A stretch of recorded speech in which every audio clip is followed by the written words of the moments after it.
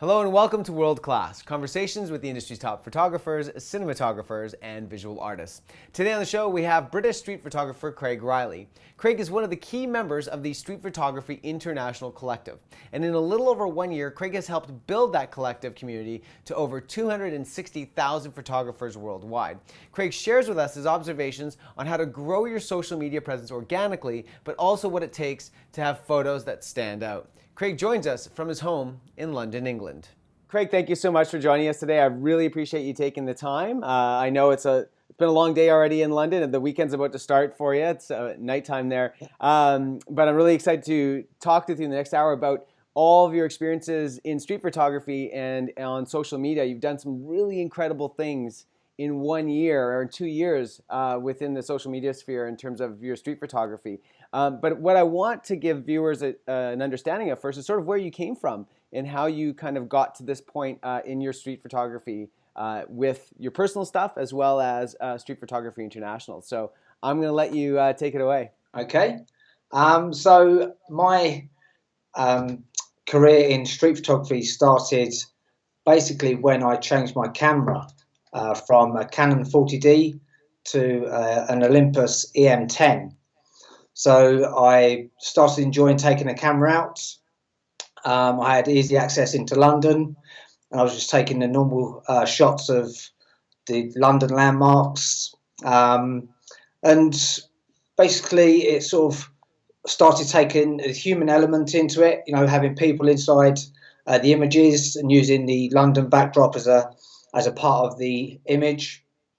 And then I started sharing some of my work on social network sites and getting some feedback. And then I stumbled across a website on street photography in London, and I liked a few of the photographers' work on there, and started trying to actually shoot street photography specifically. So it escalated from there really, and when I started getting a good feedback on social network sites, it's like my passion grew for it even more so, because I'm interested in like the human element of interaction and how humans are like communicate with each other, and yeah, it just grew from there. So And how long are we looking in terms of time frame? When did this all begin for you? How long ago? I started shooting streets late 2015. Right, so that's incredible. It's actually less than 2 years. Yeah, And yeah. to see your success in this time is unbelievable. And so what seems to draw people to street photography is just what you said, really interested in human interactions.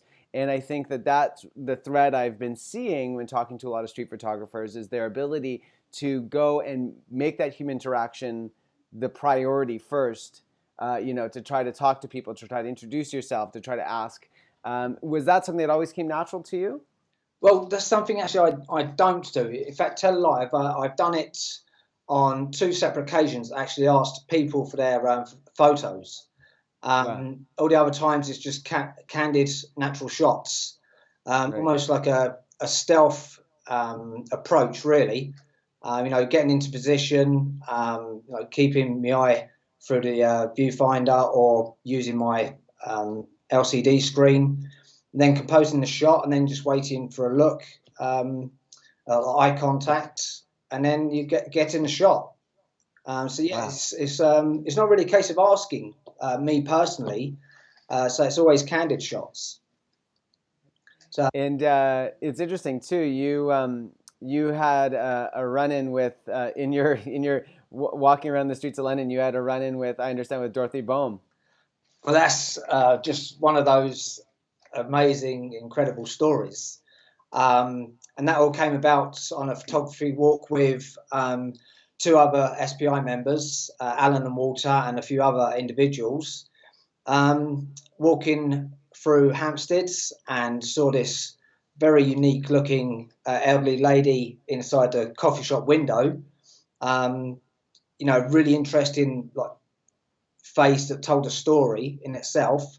Got one shot of her, and then posted it on Twitter on Monday. That was on a Saturday. Posted it on the Monday on Twitter, and got a comment from one of my followers that said, that looks like a famous street photographer, Dorothy Bohm.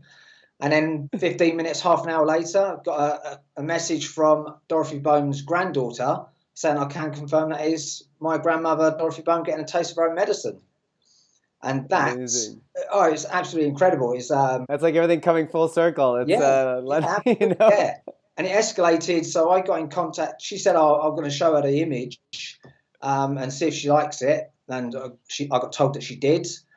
Then made contact with her daughter, Dorothy's daughter, asking if she would be up for an interview or, to speak to me for SPi.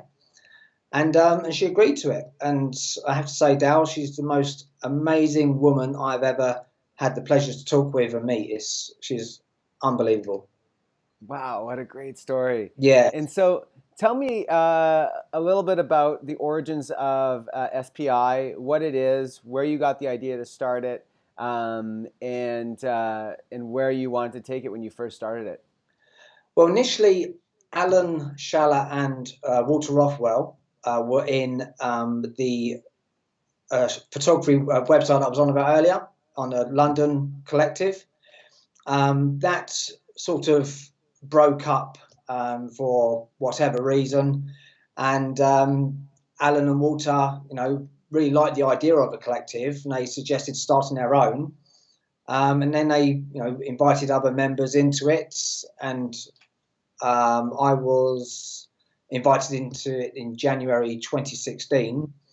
And basically the idea was, to have a collective of photographers run in a very diplomatic way. Everyone has the same inputs into the collective, not just one person or two people running it, and that's how it's been. So it's obviously there have been changes here and there with regards to the collective, but now we've got some very exciting news coming up that we're going to announce tomorrow through social network sites. That's taken us into a direction we really want to head in. So this is going to be broadcast this is going to be up on the internet probably in about a month and a half, 2 months time. So that news will already have been out. So if you want to tell us what it is, Emily gave me a teaser, so I kind of know the answer to this a little bit. But. All right. So by the time this goes out next month, then we would have already done our first street photography workshop. So yes, we're making the announcements tomorrow. We're going to be running street photography workshops in London. So yeah, we're really excited by it. Excellent. Yeah. And what can people expect at these workshops? What are you going to be sort of talking about? What's your angle? Absolutely. So it'd be tips, insights, our experience from the four of us, and we feel we've got something unique to give as a collective in a workshop environment. So yeah, we're really excited by it actually. So. Yeah. And is there a plan to take those workshops, as the name suggests, internationally? That would be the dream. Absolutely, yeah.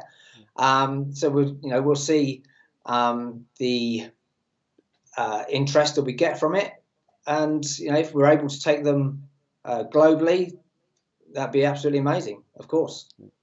So let's talk about sort of where SPi is in terms of its social media presence and how you were able to get the accounts to that level, or the community up to that level. So give us some stats and then bring us into how you achieved that. Okay, so currently we're at a community size of 280,000 followers. That's been achieved since January of 2016. And we're hitting 450, 500,000 impressions a month. No, hang on, a week. Let me get this straight. Sorry, Dal. It's 1.5 million impressions a week. Wow. I'm just going through the stats here on my phone, if you don't mind. No, yeah, please. Yes, 1.5 million impressions a week. So that's to a global audience. Our biggest audience, country-wise, is the US. We also have the UK, Indonesia, Brazil, and where is it? India. Did I say India already? Maybe.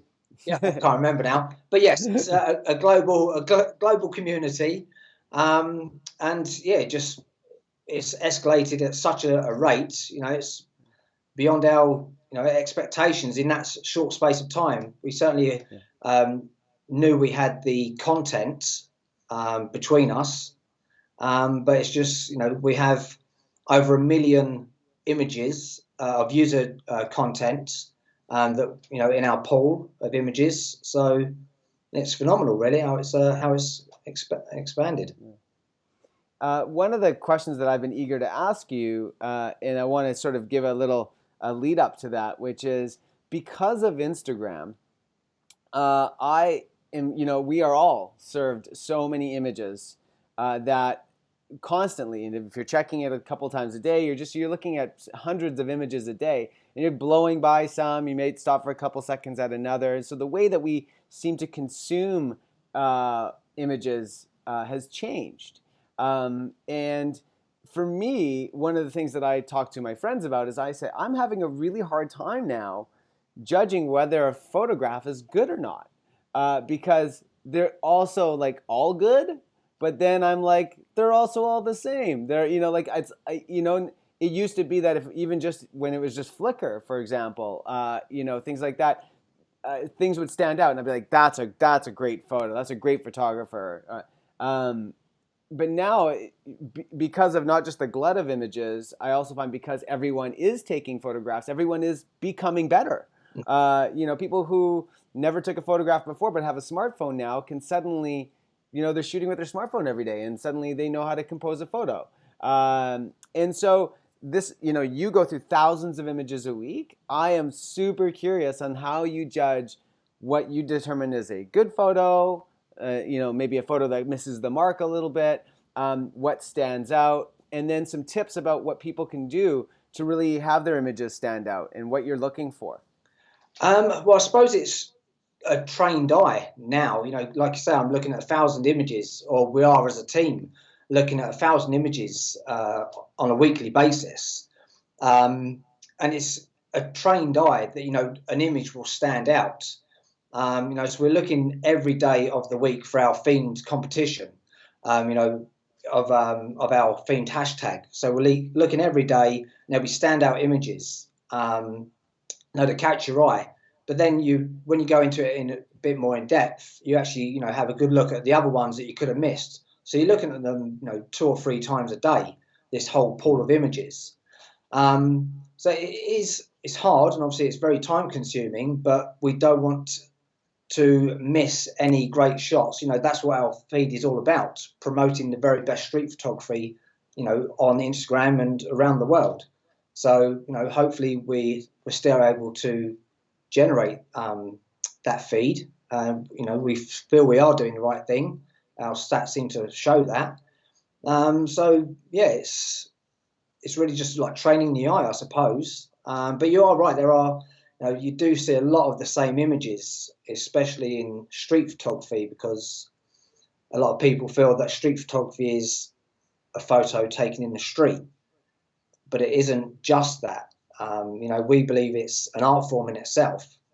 So there has to be something of an impact, to grab you straight away. So we're looking at, something extra in an image, really, to promote it. And can you articulate at all what those extra things are? I mean, I know that's a little bit to taste. I mean, Alan, for example, might have a different opinion about what makes a good photograph than you would, that type of thing. Everyone has their own. But, excuse me. You're right. Water. It's that fresh Canadian air. Chokes you up once in a while. Yeah, we do that in London. I don't have strong lungs like the Londoners do, you know what I'm saying?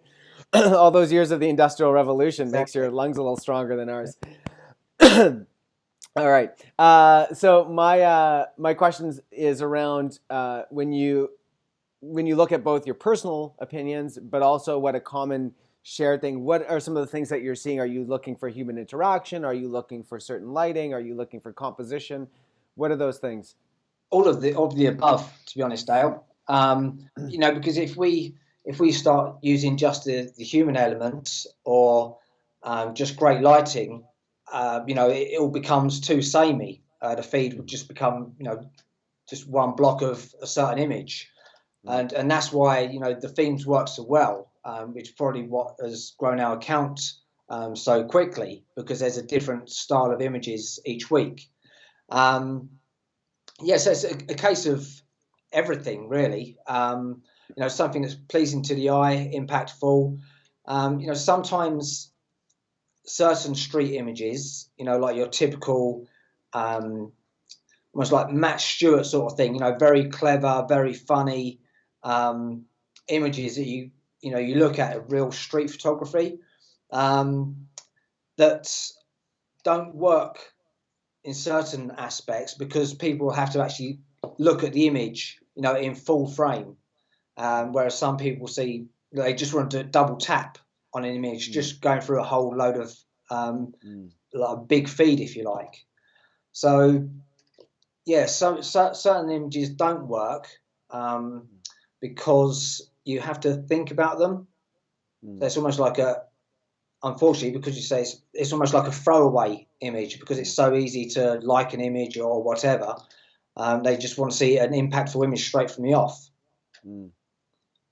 And one of the things that I've noticed in my own experience is that, so there's a couple things that I've noticed which are kind of interesting to me. One is that there are certain images that just don't work for Instagram, not because they're not geared to the Instagram experience in terms of, Instagram sort of likes, people will tend to like certain photos over others, but the complexity of a photo. So like if a photo has too much minutia and too much complexity in it, it might look amazing blown up, to 20 by 30 or something like that. But then on Instagram, all that detail that makes it so beautiful is lost. That's just a personal observation. I was wondering if you feel that happens as well with some of the photos that you see. I couldn't agree more. Absolutely. One of the big downsides to Instagram was the cropping of it. Especially portrait Right. aspect. It would actually crop it off. But thankfully, there are third-party apps that allows you to post a full-frame image in landscape or portrait. But no, I totally agree that certain images, if you're unable to see them in full frame, if you actually have to look at it in full frame, it loses a lot of its appeal, and people will just skip over it because you haven't got that immediate impact. We featured a couple of great images in with that feel to it, if you like, that just completely got put to the sidelines because it just didn't notice what was happening in the image straight away, which is unfortunate, but it's just one of those things and downsides to Instagram, if you like.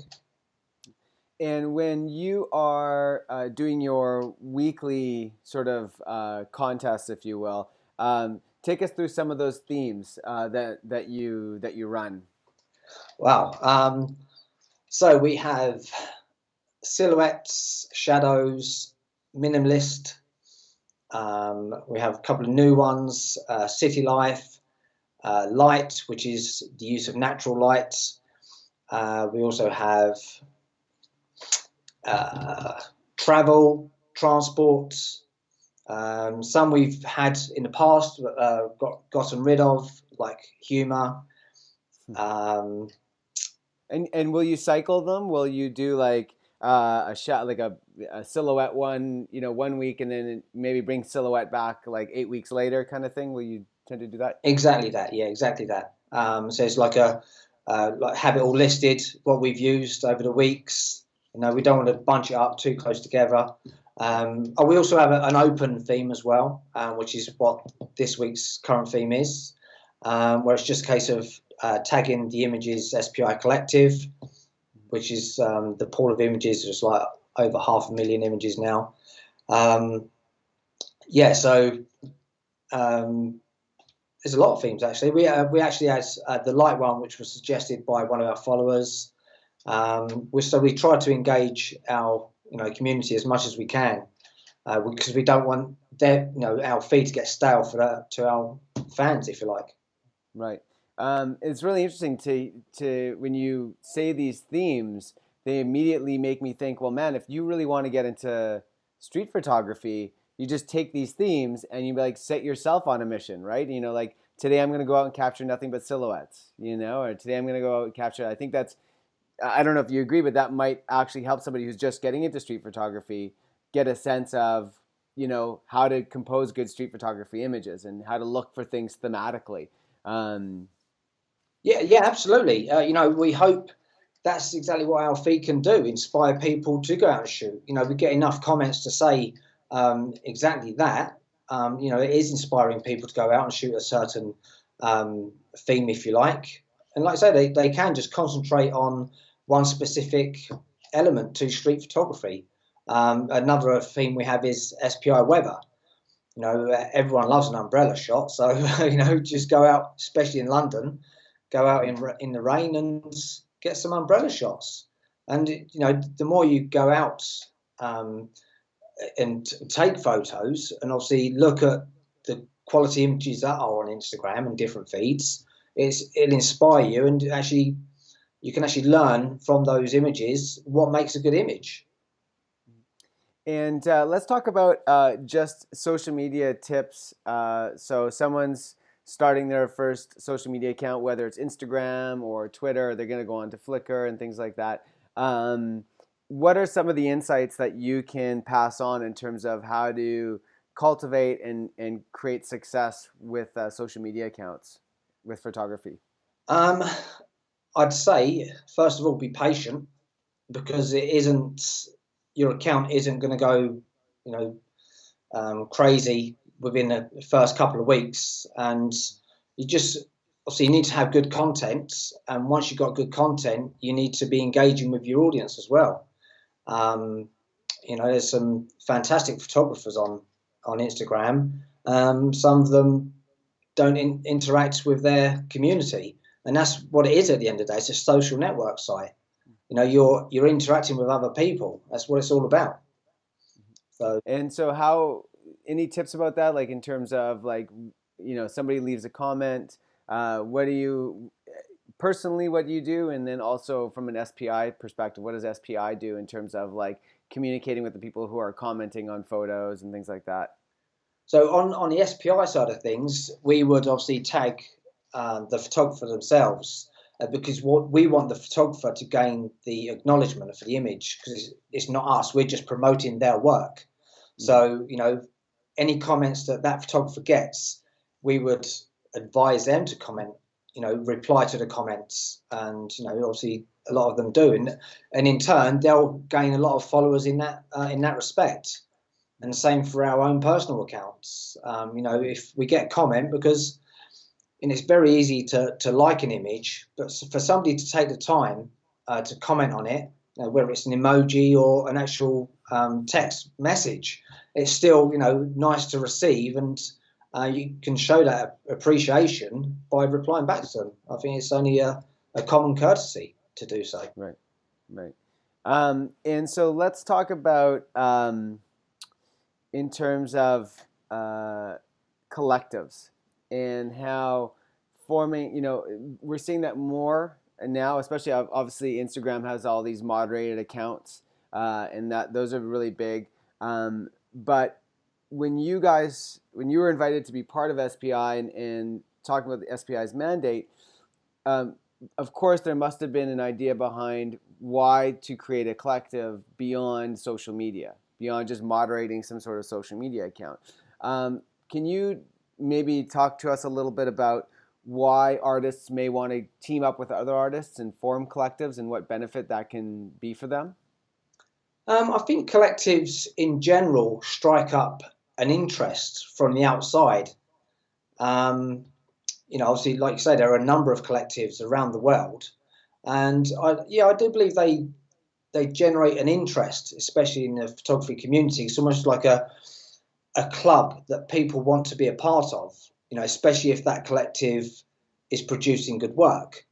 So I believe that's the reason why people get together, if you like. And at the same time, it's also a way of building friendships. Alan and Walter met through a collective initially, and then invited others to come into another collective that they started. And now the three of us, are very, very good friends. So it has huge benefits in that respect as well in personal lives. Can you talk about a little bit about managing tasks and personalities and things like that? Because a collective doesn't run itself, and so it requires agreement with people or assigning different strengths and weaknesses. How have you guys managed that? Being totally honest, the three of us are very, very similar. We just get on. It's as simple as that. We're very diplomatic. We appreciate each other's views. Not all the time we agree on particular views, but we'll go along with certain aspects, but we'd always give our own honest opinion. And we just always work it out. We see what's best for the brand at the end of the day. Obviously, sometimes we'll make mistakes, whether it be like posting a particular image, but we listen to our audience on that aspect, and get the feedback from our community. If it doesn't work, we hold our hands up and we learn from it. So it's an ongoing process. Of course, we're going to make mistakes and things like that. But out the three of us, or four of us, with Emily as well, of course, we have a great understanding with each other, and we work as a very good team. It's as simple as that. Right. And so would you advise that when starting a collective, people are looking for a very matched personality trait, because that matched personality trait is what's going to sort of brand that organization? Is that far off, or is that true? What are you looking for when you're teaming up with people? For me personally, I think that's a very important part, because it's all well and good having somebody who takes great photos, but if they're not of the same mentality of your brand voice, if you like, if they're not engaging with their own audience or their collective's audience, it might be a case of, well, why are you a part of this collective if you don't have the same views as us? So I believe that's an important factor, absolutely, because your image is one thing, but it's the temperament of the person as well. Right. And so, like, imagine that you've got, four people that have come to you and say, all right, Craig, we want to start a collective. We're, particular style of photography that we do. We're like a portrait collective or whatever. But they're like, we don't know what to do. There's four of us. We want to do this, but we don't know what the next step is. So people just starting out, creating a collective, should they just pool their photos? Should they organize events? Should they go out and do things together? Should they take photos together? What kind of things can these people do to start when they're first starting out as a collective? Yeah, just go out, enjoy themselves, taking photos with each other, giving tips and advice to each other, and getting a feel of each other's personalities. If I'd like to think that they'd be friends initially, or get talking to other people and then get a feel of the actual person themselves. That's one thing that came out of my invitation into the SPi collective. They actually met me face to face at an exhibition that Walter and Gagan Sedana were a part of, and they liked me as a person upon meeting me, and then they've invited me in. So I want to change gears a little bit and sort of bring it to kind of close out a little bit with some of your own experiences.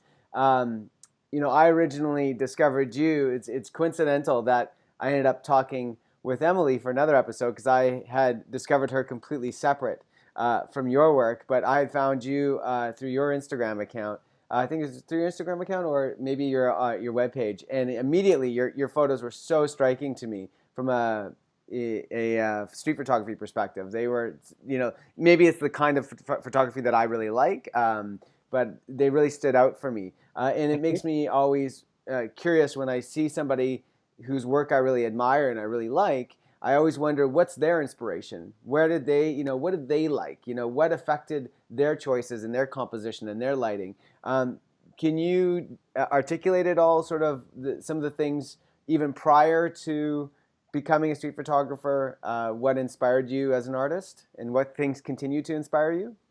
I think it was me personally, again, like I was on about earlier, you learn from the great images, of the past and things like that, and you start looking at other people's work and looking at your own poor photos as well, to establish why is it a bad image, and then you can differentiate what makes a good image and what makes a bad image. I mean, I said the classics images, Henri Cartier-Bresson, René Bury, for the portraiture work, Richard Avedon. Also love Matt Stewart's work, like Modern Times. And I'm a big fan of the movie side of things as well, like cinematic images and films, like Coen Brothers, those sort of things. So I mean, I'm inspired by big movies,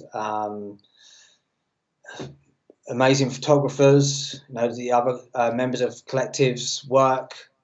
I suppose it's just, again, training your eye as well. You start noticing things a lot easier, or a lot quicker when you're out and about.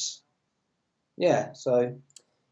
And we talked to when I spoke with Emily, and I asked her what it was like to go from shooting with a Canon 5D to a Leica rangefinder camera. She said it made all the difference in the world. It was a huge change for her. And you have a similar story in that you went from a Canon DSLR. Was it DSLR that you went from? Yeah. Yes. To a mirrorless, to an Olympus mirrorless. Talk to me about that experience and how that changed things for you a little bit, specifically with that camera, and I know some of the lenses that you use. Yeah, well, with the Canon 40D, it was just so cumbersome. I took it out to do landscape shots, or just random travel holiday shots. Obviously, working for an airline, I was able to visit some amazing places. But it was just so cumbersome to take out, especially with the glass as well. But then when I went to the EM10, I mean, it was absolutely minuscule compared to the Canon, and I could fit it in my pocket. And because it's when you're out on the streets as well, you're not in anybody's faces. It looks discreet. So it was just a joy to take out. There's no, I could fit a spare lens and the camera inside my coat pockets. The size and weight difference was phenomenal. Sorry. Why have you chosen to use Voigtlander lenses? What drew you to those? Well, it was initially to improve my skills as a photographer, because the Voigtlander is an all-manual lens. So it was just a case of sharpening up my reactions, focusing manually, and upon using it, I just loved the feel it gave my images, especially the portraiture.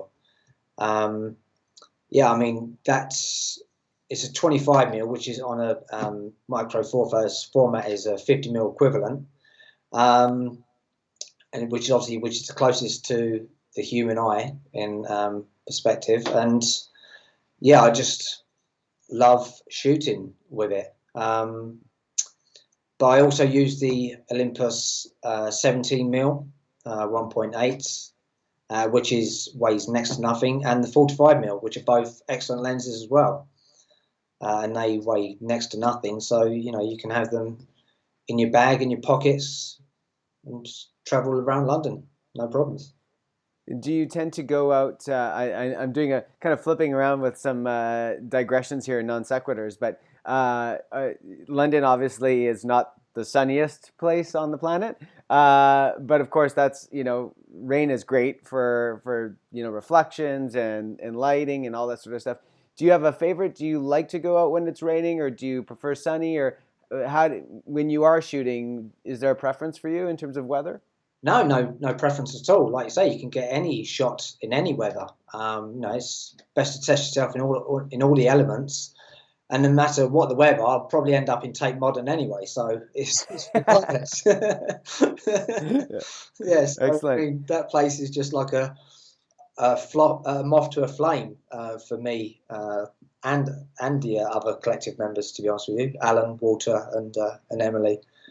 It is an amazing museum. I mean, that's one of the things that I think is so great about London as well, is that, and I presumably this is all of Great Britain, where the museums are free. And so you can Natural History Museum or the Tate, to be able to just go in and on a whim and just walk around constantly is, the buildings themselves are works of art. And it's such an incredible place to be. I think London that's one of the reasons why it's such a fantastic tourist spot. Is it's just every corner is a little bit different. Every corner is something to be inspired by, and it must be so incredible to be a street photographer there. You're absolutely right, Dale. I mean, the architecture is just phenomenal. I say, going back to Tate Modern, there's a staircase in there. I think it must be the most photographed staircase in Britain now. I mean, every image on Instagram has got that staircase involved in it. It seems it's quite amusing. But no, you're absolutely right. The architecture in London is an art form in itself. I mean, there's some stunning buildings. They're currently working on Battersea Power Station at this moment in time, which is one of my favourite buildings. Natural History Museum, like I say, is stunning architecture. Yeah, and it just makes for a great backdrop as well. Do you find when moderating the SPi account that there are particular cities that a great majority of good street photography is coming out of, whether it's like say Rio or London or Paris or Dubai or wherever? It's a really good question, actually. There's a lot of great stuff. I mean, it all depends on the photographer where they do most of their work as well. To be honest with you, New York. I would love to go to New York and shoot street. But I mean, we see a lot of great work from all over the world. Whether it's the US, Middle East, Far East, Europe. We're just very fortunate that we get some amazing work from some amazing photographers on our feed. We're very lucky to see what we see and able to promote as well. So, yes, I could give a specific, to be honest with you, of cities, because they're all on a par. Excellent work coming out from all over the world. That's excellent. Well, I'm super happy with what we were able to chat about. I think it gives a lot of really great insights for folks who are looking at starting collectives or looking at building their presence on social media, especially in the street photography realm. I'd like you to leave everyone with sort of a tip or an observation for those who are looking at improving their street photography and their social media presence, whatever that is, or building their photography in general. What little last point of inspiration would you say to folks? I would say get out as much as you can with your camera. Enjoy it. Look at your own work. Be very particular of your bad images, what makes them bad images, and you will improve slowly, absolutely. And get inspiration from other people's work. That doesn't mean to copy other people's work. Have your own stamp on it, but be inspired. To shoot some decent art.